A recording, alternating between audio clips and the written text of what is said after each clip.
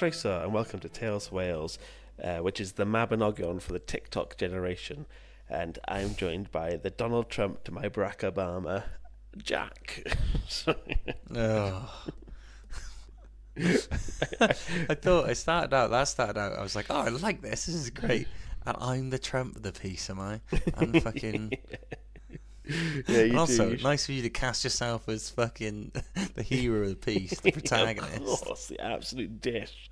I can swish a basketball and I don't mind to say, I smoked a joint. You want fucking Medicare for all. I want, I don't know, to fucking touch girls up in change rooms. My God.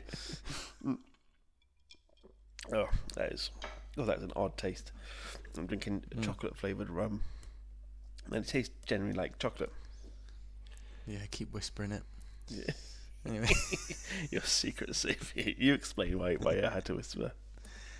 Okay, yeah, so you don't have to say it. So, Franco, are you sure this is not going to be listened to by the other half? Yeah, or? Yeah, it's fine. Right, so... and if anyone Franco, does snitch back to her, then I'll know who. Yeah, I'll snitches. Don't be doing this. Yeah. Don't be plastering our fucking socials with this. So... Franco was saying, I'm not drinking tonight because I'm ill or whatever, a little bit under the weather. Just tired. I took that on my stride, a bit tired, we've all been there. But anyway, then he did confide in me earlier that he was like, I did put a drop of rum in the first drink, and then when he went away, we'd had a great time recording the last episode because it's a doubler, as we often do. And he came back and I said, oh, did you put a little something in this one then? He said, I put some chocolate rum, but don't tell the missus because that's something we're meant to drink together. And he had to whisper it, and it was the quietest little thing, but a shitty little headphone, a gaming headphone and mics. I picked it up, so yeah, that's why he's got a bit of a chocolatey waz. It's to too his, intense, his man. beer. I don't think stuff like that should rums and stuff should just be. I don't know. Let's move on. Chocolate and rum doesn't seem like something that should go together. Anyway, sorry. Yeah, I don't want to get... Are we going to start with a nice, a review? I got one ready. Yeah, go on, mate. Hit us with them. Do you want to go? Yeah. Yeah. So, this is just another nice one. This is by Tree Carver. We have such from fun Apple Podcasts. People's names, don't we? We do. We really do. Like so Tree Carver said, feels like a chat at the pub. 5 stars. Love this podcast. It feels just like a casual chat at the pub with a commentary about a historical event in Wales thrown in. Nice couple of lads and an easy listen. Oh, go on, Tree Cheers, Carver. Tree Carver, babe. Yeah. Go That's carve very those nice trees. thing to say. Yeah, smash those trees up. I was about to say, you need any help carving trees? I'm fucking there for you, man, but I probably wouldn't be, and I'd probably be useless if I did turn up, so... We should start carving in Tales for Wales on trees. In there. Or Tree Carver does it for us. We got a man in the industry. Why do it ourselves when we got a man to do it for us? Yeah. A man on the inside. Ooh, double ums. What are you gonna say? I was just gonna say, I can't remember. You threw me off with my that was my place to and you ummed all over the shop. No, you hit me with your and mine will come back. Mine was pod related. It's all right. Oh, was yours a technical thing for us? No. It was. I think it was going to be that. I think if people do want shout outs for their businesses or whatever, drop us a message and we can shout you out one. Especially if you're UK based. That was just what I was yeah, saying. and if you as long as you're small time, once you get to quite big time, we are going to expect monetary compensation because. Or at least you don't even have to pay us. Yeah, don't pay us some money. I tell you what, if you just provided all the booze we drink on this pod, I'd more than happily do that. That'd be great. Not having to put my money in my hand in my own pocket. That'd be fantastic. My was going to be. I was going to talk about how I went to see Jack Whitehall yesterday. Oh yeah. I told you about that. I gave you a little text before I went to bed. Boys. Yeah, the lesser of us two Jacks. Yeah. And yeah, decent. Yeah. The one thing I will say is it was some of the clientele. I don't think this is sort of spit it out. All of Jack Whitehall's. No, not all of Jack Whitehall's fans, but there was a lot of what I would describe as thickos in the crowd, right? And it's there was. for example, me and Amy had Santa seats. We got our drinks with Santa seats. It's quite an obvious sort of seating plan. You know, you get your ticket. It says you're in like block 6. Oh, now it's a row thicko. D. I know, now it's a thicko. Jesus, I fucked myself there. Block 6. You're in row D and you're seat 26, right? Yeah. Fairly obvious. The only trouble is finding where the blocks are if you're not familiar with it, right? We got pointed to our block, easy enough to find D26, right? Someone like 2 seats in front of us was like, they walked up and then they really started freaking out and they were like, I don't know if these are the right seats. I don't know if these are the right seats. Like with the boyfriend and girlfriend, and she was going, what's it say? What's it say on the ticket? She was like, I don't know. And it's like, because you can't read it. You can't read it. Stress me out so much. And then 2 girls came up to us, to me and Amy, and were like, oh, you're in our seats? And we were like, we're not. And they were like, I was not in the mood for it. And then they're like, we're really not. And she was like, we're in D26. They said, yeah, in block 6. And they looked at their things and went, and then I saw them walk down and talk to like the sort of I can just picture your face doing all this, like an I got my 2-pinter from the bar and I was sipping that. It was such joy. Staring at them the entire time. Yeah, I was watching the entire time. And they went to the, what do they call Usher. it? Is it chauffeur? Usher. Yeah. Yeah, Chauffeur. Usher. And they went, oh no, you're over here. And they were the complete opposite end of the fucking arena to us. And I was just thinking, you fucking thick pricks. Just bloody look at your ticket and look at the signs. They're all around the place. Do my head in.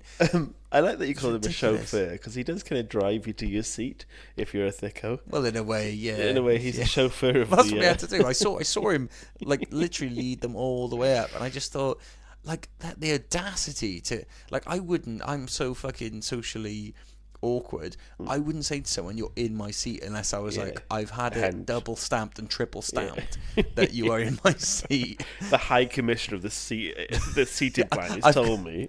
I've gone to the owner of Motorpoint Arena and gone, can you just confirm that I got this right? And he's gone, yeah, no problem, that's done. And that's the only way I'd ever say, you're in my seat. Fucking thickos. I like a second episode because I've only had 1 pint or 1 drink, and you always can tell that. I feel like I'm a listener. I think I'm on my 7th or something, so I'm a little bit on my way. Jesus. Yeah, but you started a bit before I did it all, and didn't you? You had a few in one. Oh, after tea, mate. No, sorry, with tea. With tea? What was dinner? Oh, we were gonna have lovely tacos tonight, right? Yeah. But Tesco delivered a very mediocre amount of mince, so we're gonna have to top that up. We don't get that anymore. So then we had to have stuffed peppers with halloumi. With tacos and couscous. No tacos, mate. Those are gone for another day now. Well. But it was decent. It was nice. Yeah. But then I was like, because it was a low calorie meal. Yeah. I was like, well, I'll have a chalk ice afterwards, and then I'll have a fab as well. Fabs, I didn't know they were still going. Amy got a bunch calories. of those in.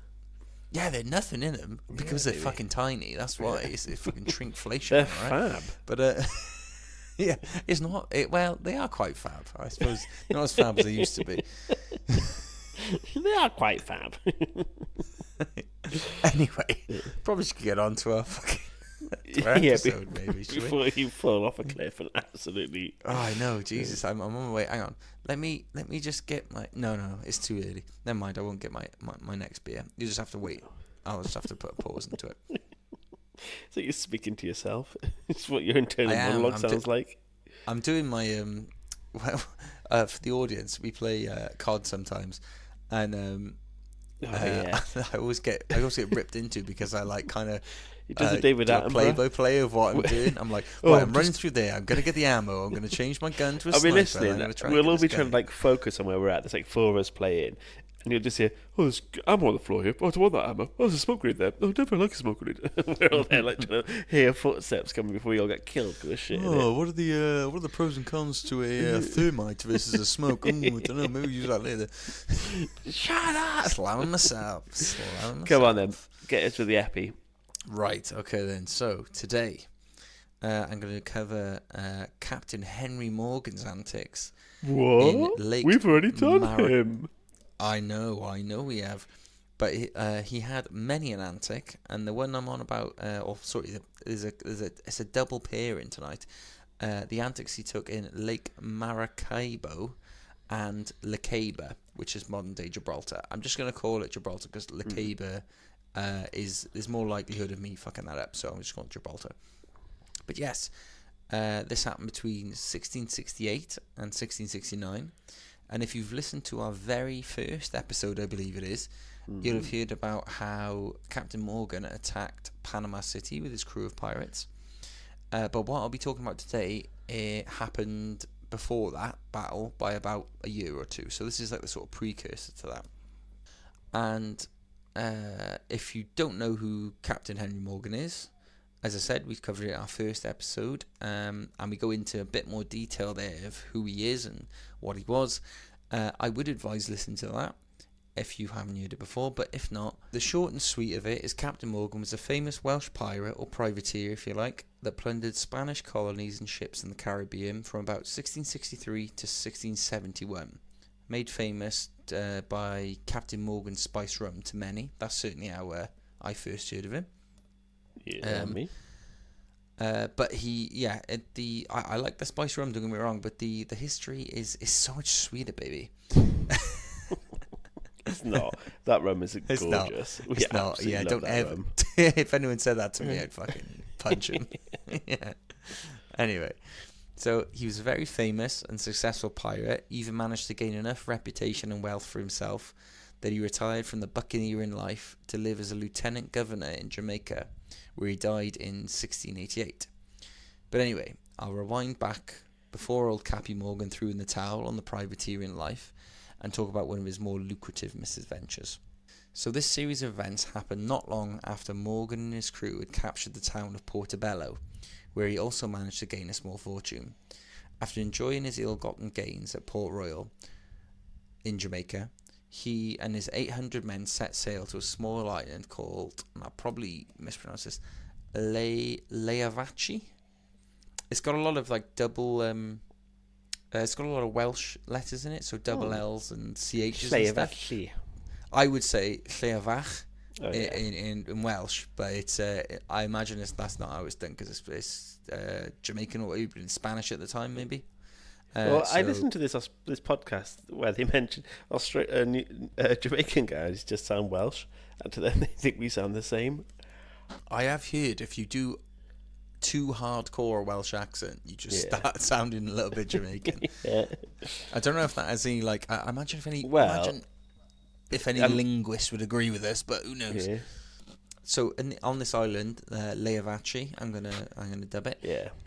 They decided to hatch a plan to rob the Spanish of even more. I wish we could hatch a plan. I'd love it if me and you one day, like where we had a big table and I knock everything off the table and I produce a map and I say, here. I was about to say a map, and you know you in the movies you slam a dagger down on the target. That's so cool. I'd love that. But shit. For us, and then you have the little. You have like custom made fucking like ornaments to do your troops. Like I always thought that in Game of Thrones, where they're like, "Hey, look, the lion, the Lannisters are coming from the north or whatever." Or no, they would be the north, whatever, south. Like we've had these custom made lion things. Like, how long did that take? So, no, what about how many funds from the war effort have been put into that? Yeah. They're at a door. But look how cool this flayed man looks. But I am telling you, it looked cool though. So the flayed man looks sick. But also, why would you do that? That must have been so intricate back then with medieval technology. Absolutely mental. I don't even mean for a war, but I mean like a heist. I love it, like in a good heist film where we'll knock that and we'll be like trying to rob cans from Burton upon Trent's brewery in Carlin. Mate, we couldn't even on Saturday. We couldn't even plan for all of us to have a meal midday because some of us did. But people like Andy, the guy who got wedged by the bench on the floor, that was last week's episode. Nah, I'll be all right. I'll be all right. That's last week's episode. Sorry, but Yeah, those who've listened will know. But he fell off a bench and he was like straddling it like a horse, and it fell over and it was like a horse was like in between his legs, and he was like, we were saying you got to cut the leg, and he was like, no, I want to walk again. But anyway, my point is we can't even plan a night out where all of us have like some lunch. Yeah. So we're a little way off. Yeah, we always say that we're gonna not just day drink all day. We'll make sure we don't get too drunk, and we'll stop off and have food along the way, or we'll have like more than a light bite, and we only ever have a light bite. I literally had a small bowl of chips and a garlic bread for like the entire day, and it was like a 12-hour. Your garlic bread did you well, mate? Because I think Andy literally only had chips. Well, he bought 3 bowls of chips and then gave them out to everyone else. Yeah, he got them to the table. What an idiot! I had a fucking Angus burger, man, and I was there till the end. Yeah, it was great. Yeah, I was there till the relatively end because I had to walk back to the little slug house with the. Well, that's what I'm saying is that garlic bread. You were there like maybe an hour before we left, so you did well. Pretty good. And I was there an hour before some people turned up. So actually, I'm just as good as you. Okay. Sorry. All right, mate. So we did hatch a plan. Yeah. We can do it. Yeah, come on then. Anyway, right. Sorry. Back to the thing. Sorry, too much jibber jabber. Yeah. Anyway. Yeah. So he and his men decided to attack the settlement of Cartagena de Indias, the richest and most important city on Spanish control. Morgan was assisted by a former Royal Navy frigate called the Oxford that had been sent to him by Sir Thomas Modiford, the English governor of Jamaica. So just an aside here, Morgan was a privateer at this point, as opposed to a pirate. So there's a very slim distinction between the two. So technically, a privateer is an employment of whichever government is giving them a letter called the I think it's called the letter of marque. Oh yeah. So plenty of countries used to do this. So basically, they give pirates a letter saying they're allowed to rob and destroy ships as long as they are ships that are of the enemy. So when the English were at war with Spain, for example, like in this era, Captain Henry Morgan was not like an English loyalist or anything like that. He was a pirate. Yeah, but he's a mercenary. He's a mercenary for hire. So they would say, you know what, you're a good pirate. You're going to do damage to the Spanish. So you have a letter of marque from us. Fill your boots, and anything you any ship you conquer and kill and whatever you can plunder, no problem. So that's the sort of just to clarify what was going on. That's why the English governor of Jamaica at that time, that Thomas Modiford, sent him the Oxford, the massive frigate. Anyway, Morgan, impressed with the Oxford, made it his flagship of his fleet and called all his captains to him for a war council. Now, this isn't the best start by any means, but a spark ended up igniting the ship's powder supply, causing an explosion, destroyed the ship, and killed over 200 of its crew. Jesus. Right, oh, Morgan God. And some of the captains were blown into the water, and they managed to survive. But all the other captains, as well as 200 crew, were fucking killed just because they had a little meeting. Can you imagine? I can just imagine some guy smoking a little ciggy and going like, "Oh well, I'll just check this down below deck. There's nothing down there." And someone goes, "There's powder down there, mate." What? Boom. Or someone. They do what we just did then. They get the whole map out on the table. Someone leans forward with a candle. No, it's me. Don't you dare try and stop this, me. No stopping me this time, Smee. This is it. Don't make a move, Smee. Not a step. My finger's on the trigger. Don't try to stop me, Smee. Oh, not again. This is it. Don't try to stop me this time, Smee. Don't try to stop me this time, Smee. Don't you dare try to stop me this time, Smee. Try to stop me. Smee, you better get up off your ass. Get over here, Smee. I'm coming. This is not a joke. I'm committing suicide. But yeah, so that is not the best start to this to this little venture they had. Anyway, so the loss of the Oxford, and also your mate in fucking government has gone, "Hey mate, I've basically secured the victory. I got you a nice big frigate." Blew it up, mate. How'd that happen? I don't know. Someone was fucking flicking fag butts near the bow. We are pirates. You're aware. This is why we're not government employees. This is why contractors, okay? Yeah. So the loss of the Oxford meant that Morgan's forces were too small to attempt an attack on Cartagena. But instead, they decided to attack two smaller cities located along the shore of Lake Maracaibo, which is modern-day Venezuela. The two towns were named Maracaibo, where the lake got its name from, or vice versa, I assume, and Gibraltar. I explained earlier why I'm not going to call it its real name because it's too difficult to say. The first target on the agenda was Maracaibo, and although Morgan and his men knew a lesser-known channel to access the lake, the Spanish had built the San Carlos de la Barra fortress just outside the city to defend the town. I am probably going to struggle to do these Spanish names a bit, but I think I got that one okay. It's fine. Yeah. While their ships lay down covering fire, Morgan and his men landed on the beach and stormed the fortress. But once they were in, they realised the Spanish had left the place severely undermanned. There was only 9 men stationed there, not even enough to fire the fortress's 11 cannons. While at first they were confused, Morgan realised the Spaniards' plan when they found a huge stash of powder kegs with a slow-burning fuse fizzling towards it. Now, this seems like a big moment in a pirate movie or something, doesn't it? Like, how the hell did Morgan get out of this one? Oh my god, he's been fucking duped. But it's super anticlimactic. He just extinguished the fuse. He just went, licked his fucking fingers, went, no problem. I often think, though, do you know, like sea fortresses? I actually think it's about castles as well. Do you know, like, when invading armies come and they retreat to the castle, why doesn't the invading army just carry on doing whatever it's like, or just live in this town, or, you know, take over everything? Go, fine, you stay in the castle. We'll just be out here running the show. And yeah, you've clued into something there, mate. That might come up later on. Because well, I was going to say specifically on pirate stuff. There's often like fortresses in the seas. Like, the sea's massive. Just go round it.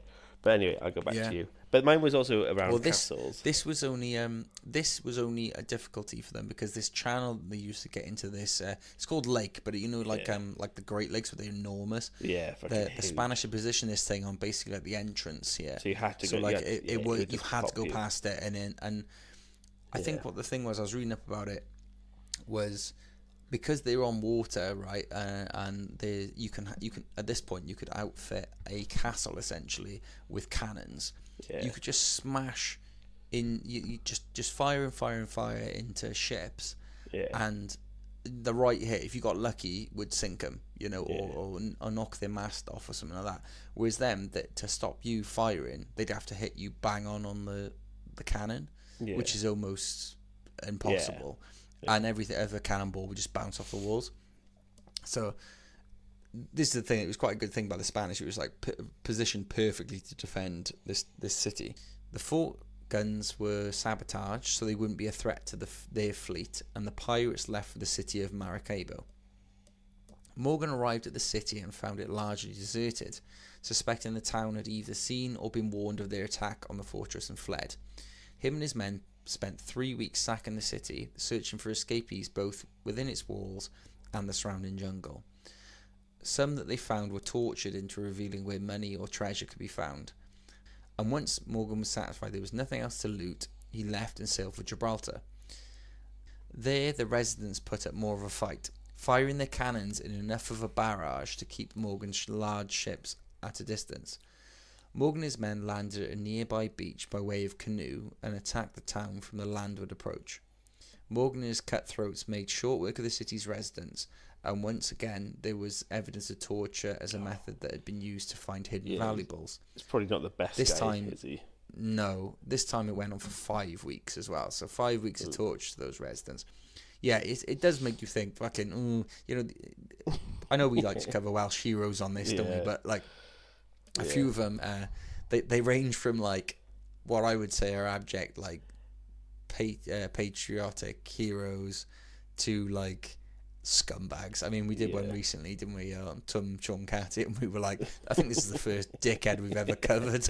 But even he didn't torture. I mean, we probably covered other kings who have done so. It just feels a bit more brutal when you read it out loud, doesn't it? When it's part of the official sort of history, it's a bit rough, isn't it? Yeah. So shortly after, Morgan was informed that a Spanish defence squadron, the Armada de Barlavento, was waiting for him at the channel he'd entered the lake from, not too far from where the fortress they disabled was situated. The Spanish forces, under the command of a man named Don Alonso del Campo, had 126 cannons in their armada and had also rearmed the fortress. Don Alonso and Morgan were back and forth in negotiations for a week, culminating in a final offer from Don Alonso for Morgan to leave all their spoils in order for them to return to Jamaica unharmed. Or, as the bit I was reading, the quote was, or unmolested, was the... And it's like, as if he was going like, if you don't leave your shit here, Morgan, I'll fucking touch you up. Like, fucking... grab your dick. You. Yeah, I'm going to fucking Kevin Spacey. What's that? Fucking wait and find. Fuck around and find out.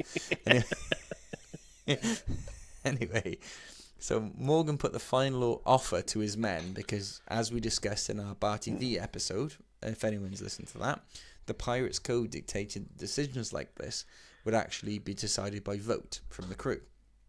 So Morgan's crew voted to fight their way out rather than lose the riches that they'd worked for. So these weren't just the riches from what they got from Gibraltar and that first place I mentioned. I can't remember his name now. Okay, yeah, but there was several sort of instances before this.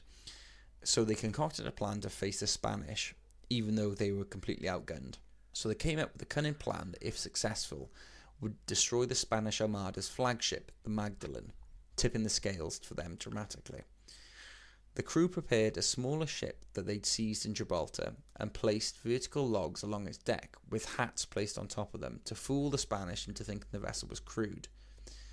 They cut additional portholes in the hull and placed more logs within them so they resembled cannons to make the ship look more heavily armed. They packed the ship with barrels of powder and laced the ship's rigging with grappling irons to entangle the Magdalene's ropes and sails. And then on May the 1st, 1669, Morgan and his flotilla attacked the Spanish Armada, and early in the battle their plan to use their fire ship paid off, setting the Magdalene aflame and disabling it. So what they did, they stuffed it full of explosives, sailed it into the Armada. Yeah, they stuffed it full of explosives. They made it look like there was people on the deck, and made it look like there was way more cannons on it, so it looked like a more dangerous ship. And they essentially float it towards the biggest ship of and the Armada. The grappling thing was so the things on the side just. So what they do you remember? What they are is you know, like when you see they're like, how do I say it? They're metal hooks, but they're like four ways they come out. Yeah, you know, they're like you only ever see so them being used to scale things.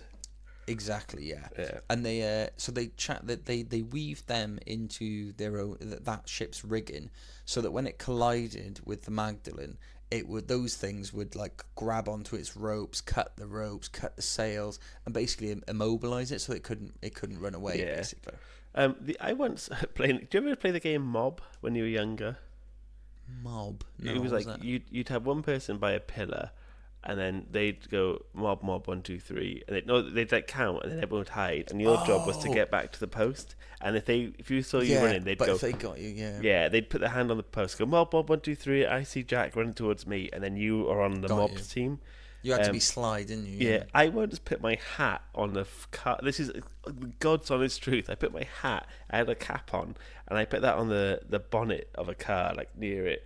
So, and then I like snuck off and go a bit further around, and this girl who I was playing against was like, mob 1 2 3. I see Franks behind that car. I go, Franks, I can see you. I can see you behind that car. I can see you behind the car. And she walked over to like shout at me, and I ran from behind and got to the mob, and I tricked her with the old hat on it. And I thought that's something you'd only see in movies. I thought, how did that come off? Captain Morgan reincarnated. Did you fucking torture her afterwards? Yeah, like, where's your fucking money? Torturing the good folk of Dinas Powys. This is an absolute side tangent. But do you remember playing a game called Manhunt when you were younger as well? We just go around beating, just go around beating everyone up. Yeah. Like if you were the manhunter, it was the same principle of that of mob. But when you found someone, you would have to beat them up until they said manhunt, and then if they said manhunter, they were on your team then. Yeah. And yeah, I look back at that and think, what a mad fucking fucking game that was. And it used to be quite rough. It was quite fun though. I did It like was a good Manhunt. laugh, yeah. I wouldn't do let's it play- now, but yeah. No, let's do it now. Let's go play Manhunt next weekend. That'll be our end of season 3. We played a game of Manhunt. Yeah. Guess what? We fucking hated it. So they've blown up the Magdalene. Also, that was the other thing I was going to say. I was going to say, how dumb are the Armada? They always get set on fire. Isn't that what like the British did when they came close to England? They set off a little bunch of small boats. A different Armada, but Yeah. I mean, I'd like to think they're probably looking through their telescopes going, a couple of logs with heads on. I mean, that looks pretty fucking real to me. Yeah. But also, what do you think? Why are they fucking driving right next to me, like right towards me? That doesn't Imagine seem by like that a good time. naval Imagine thing. those boats are so big, they're so hard to turn around fast. So if that's really happened, I think that's what it was. Is we're thinking that they just like set out the fucking fireboat, and it was just going there for ages towards them. It's probably more like there was all these maneuvers going on. They just went right, fucking push it now, quick, sort of thing. Right. So anyway, the Magdalene was aflame and disabled, and as it was on fire, Don Alonso abandoned his flagship for the safety of the nearby fort, where he continued to issue orders. The Armada's second largest ship, the Soledad, attempting to distance itself from the flaming Magdalene wreckage, encountered a rigging issue, which meant it was going basically adrift without any sort of aim. So a section of the Morgan's crew sort of broke off from their larger flotilla, boarded the ship, claimed it after disposing with the Spanish crew. They ended up then fixing the rigging and then joined the fight back with their second biggest ship. How the turntables. Oh, exactly. Never bent against the Welsh, apart from like almost every other historical encounter, but apart from this one. Yeah. But with the balance shifted in Morgan's favour, he, his captains and crews sunk another Spanish vessel. But despite having tipped the scales, Morgan still needed to find a way to pass the re-weaponised fortress. The re-weaponised fortress now, after having the guns replaced, it was fully capable of like decimating a flotilla like what Morgan had. So there was no way of going past it by force. So Don Alonso refused to treat with Henry Morgan, but the citizens that were left in Maracaibo after what had just happened, with the torture and all that sort of stuff, they were more than keen to negotiate for their lives. So they agreed to pay him 20,000 pesos and 500 heads of cattle if he agreed to leave the city intact. While Morgan was in these talks, his crew salvaged what they could from the burnt-out Magdalene and managed to secure 15,000 pesos from the wreck. Before taking any further action, Morgan distributed his takings from his recent conquests equally between his captains, so that the whole stash wouldn't be lost if they had one ship carrying the prize. If that sunk, then that would be everything lost. So he distributed it between all his captains. That's not uncommon with pirates as well, especially after Bartoldi, because that was the kind of the law. Supposedly, his tally totaled 250,000 pesos and a huge quantity of merchandise that could be sold on. Now, I tried to find out. Absolute merch. He's selling merch. He's got fucking T-shirts, Captain Morgan tees and stuff like that going. But I couldn't find like some sort of inflation calculator or something like that for pesos that went far back enough. The earliest I can find it is like there's like a Mexican website that does it back to like 1960, and that was it. So that doesn't exactly give us an accurate idea. But to give you a kind of frame of reference of what it'd be worth today, Captain Morgan and his crew had previously ransomed a city before this for 100,000 pesos. Yeah. And that was said to be more than the entire agricultural output of Jamaica at the time. Oh, wow. So that's 100,000. He's got almost two and a half. Well, he's got literally two and a half that. So it's a big wedge. Big wedge. So back to getting out of Dodge, Morgan noticed the cannons on the fortress were actually facing landward as opposed to towards the sea, leading him to believe the Spanish were expecting another attack from land, just like he'd done before when he stormed the fort. Yeah. So Morgan's crew, they actually faked a landing of their forces just before nightfall. They sent canoes, unmanned, towards the beach, just as the sun was coming down. And so, expecting an assault from the surrounding jungle under the cover of night, the forces housed in the fort were deployed to repel the army of privateers. Again, the cannons at this point were faced towards land. Yeah. Morgan's fleet raised their anchors, but kept their sails tightened up, moving slowly. They just moved away with the tide. Once the fleet was out of range of the fortress cannons, they unfurled their sails and escaped back to Port Royal. This was described as showing Morgan's, quote, characteristic cunning and audacity. I mean, the it's audacity of it. It is. It's a great move. You can see why swashbuckling and like pirates have such a history of fun films and stuff. 'Cause that just sounded great, and you could picture it so clearly. Do you know, like it's the classic Pirates of the Caribbean, yeah, like you know. Bomb. Yeah, this is they almost caught Captain Henry Morgan. Yeah, you know, and because like they're such unwieldy, massive boats, it is just funny with like it's such an ungamely thing to move around, and it just feels so like huge. But like once it's done, you can't catch up with them and stuff. If you can sneak past someone in a fucking thing Giant, that big, yeah. do you know what I mean? Do you know what I mean? It feels almost kind of deserve props for like being quite smart. But and it also feels like it only should happen in a film. You think, well, how did that happen in real life? Yeah. But it's class. Like, I think that's even though they're bad people and they're not clearly there was a guy on the fortress. You know what I mean? Like going like, have they moved yet? It's like no, but they've moved so little, so slowly that it's gone. No, they're fine. You just see them bobbing on the waves. You think that's just them bobbing on the waves, like not they're going actually fast. getting out of there slowly. Like, and like they're clearly bad people, but it is something really. It's cavalier, isn't it? And it's like I don't know. It's very. Yeah. It's a very and like it is bad, and like these things aren't shown in like the romanticized versions of pirates and stuff. But you can see why, at some point someone fucking read something about this and went, let's make a movie out of this, because it's very movie worthy. Yeah, and well, that's the thing. I suppose you can't make.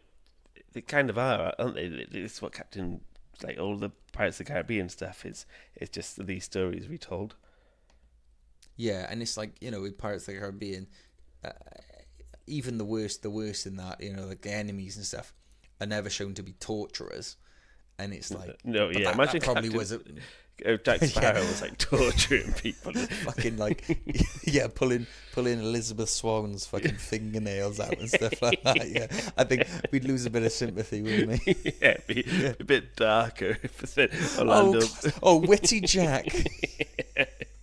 Yeah, you'll be out, like pulling out their teeth and stuff and ramming them in. It'd be a bit, it'd lose its charm. So we can't move on to the next scene, mate. We just arrogantly beat some children. Can't wait for Pirates of the Caribbean 2. I hope we fucking skull someone next one.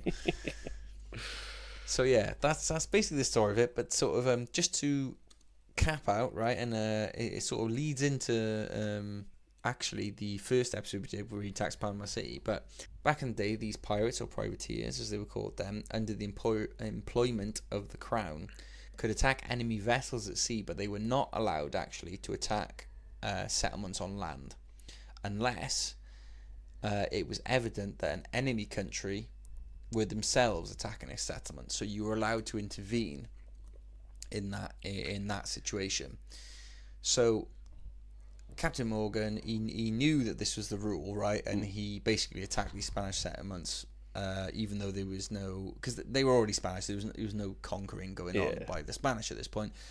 But he claimed that the Spanish were afoot, and there was armies there, and he was doing his best to sort of subdue them. But that Sir Modiford I was on about, the governor of Jamaica, he didn't believe him for a second. Is this from the one we just discovered then? Yeah. So the repercussions of this, now what he did, that Sir Modiford, even though they were quite close friends, he didn't believe him. He gave him a firm telling off, basically, and he revoked his letter of marque. So that meant that he didn't have a free pass anymore to attack Spanish vessels and loot them and all that sort of stuff. He was an actual pirate now, so even the English crown would be after him, technically. So aside from this slap on the wrist, though, Morgan and his crew were not charged with any formal crime by the English crown, and the money that Captain Morgan got from this, he actually invested in more plantations in Jamaica, which is where he ended up retiring in the end. But this is kind of what led to the Panama City thing then, because the Panama City thing was like an unprovoked, that was him as a pirate, not a privateer, and that's what got him sort of locked in chains and stuff. I mean, he didn't get executed or anything like that. He came back to, I think we covered this in the episode, but he came back to Britain as a hero, essentially, like a sort of very well, they used to romanticize. They didn't. Yeah. They thought him was a fun swashbuckler, didn't they? Yeah, and he got away with it, and he essentially just lived his life out in Jamaica as a like plantation. I think he was a like a mayor or something. Lieutenant governor, I think, was the governor, station. I don't know it, exactly what that entails, but yeah, he owned a lot of land, made a lot of money, he lived a very nice life, but he only lived to like 50, 52, 53, something like that. So he wasn't a long-lived guy, but he, the latter part of his life was lived in, very, very much comfort. But that's the story of his exploits around Lake Maracaibo, Maracaibo, I assume, and Lacaba / Gibraltar. Is that the two of them put together? Is that? Yeah. So he was doing it in like a whistle stop tour.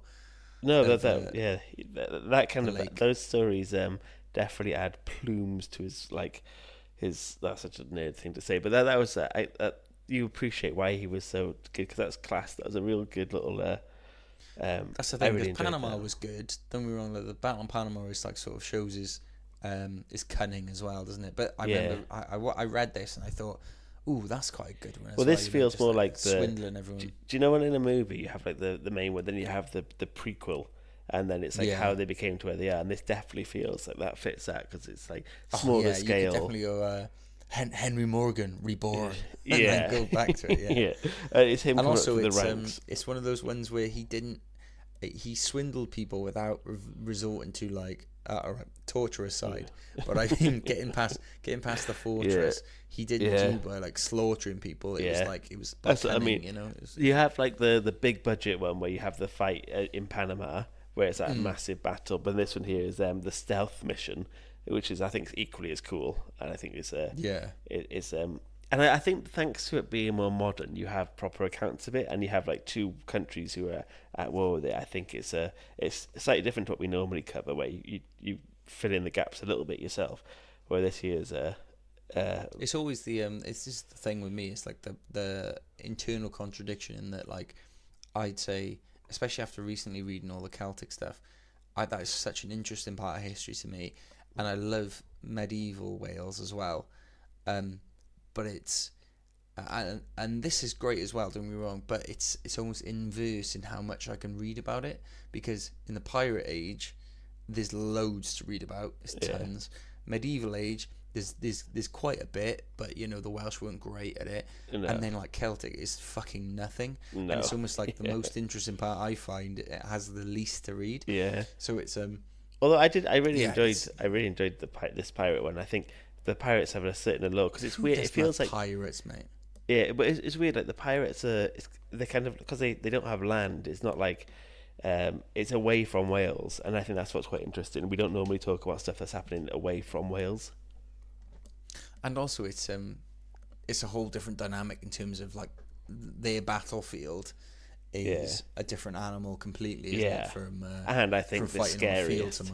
Like I'd hate to, like, whenever you play computer games, I never like being in a plane or a tank. I like being on a person, so you can, like, if you need to hide for a second, you can hide. Whereas if you're on a big boat on the water or in like a tank or something, you can't hide, and you're at the mercy of someone else operating it. And imagine being on a boat when everything's going awful, and you're getting like even if you like your option, if you went, man, this is getting a bit much, I'll fucking just jump off. To where, mate? Like, you can't fucking swim forever. Like, you gotta fucking you gotta get somewhere. But like some of these battles, I know a lot of them happen, like the ones we talked about certainly, happen like quite close to land. I say relatively close. But still, you couldn't swim there. But if you do, but then other ones, other fights happen like not particularly with Henry Morgan and Barty D maybe, but like they happen in the middle of the fucking ocean. Do you know what I mean? mad, Like you isn't it? can't. It's so stupid. What are you going to do there? Yeah. I think it should be so. I think the sea is scary anyway, and I think it's the place I'm least comfortable, and I think it'd be a shite scary bit fucking born. Thalassophobics rise up. Yes, That's what I say. yes, absolutely. Well, it was really good. I really enjoyed that. So thank you for enlightening us with another tale. Glad. It's a Anything? nice little one for Cappy Morgs. Yeah. We you did mention there's some others, but they weren't as interesting. So we might do another one on him. We might do another episode. We might do a little Captain Morgan 3 because he took as I mentioned before, he was coming off this story. I said it was coming off the back of his capture of a city called Portobello. Yeah. And he did another one before that, so we might like combine those, make a little Cappy Morgan 3. Maybe I don't know. We're doing it in like reverse chronology, but like who cares? We'll do the final part of the trilogy, the difficult third album. Well, dear from Alan Grandar, drop us a message, drop us a 5-star. Anything else we need to say? We're Tales for Wales podcast on Instagram, Tales for Wales on Twitter, and yeah, thanks so much for listening, and we'll catch you again soon. Keep watching, guys. Yeah, diolch yn fawr. Ta-ra. Ta-ra.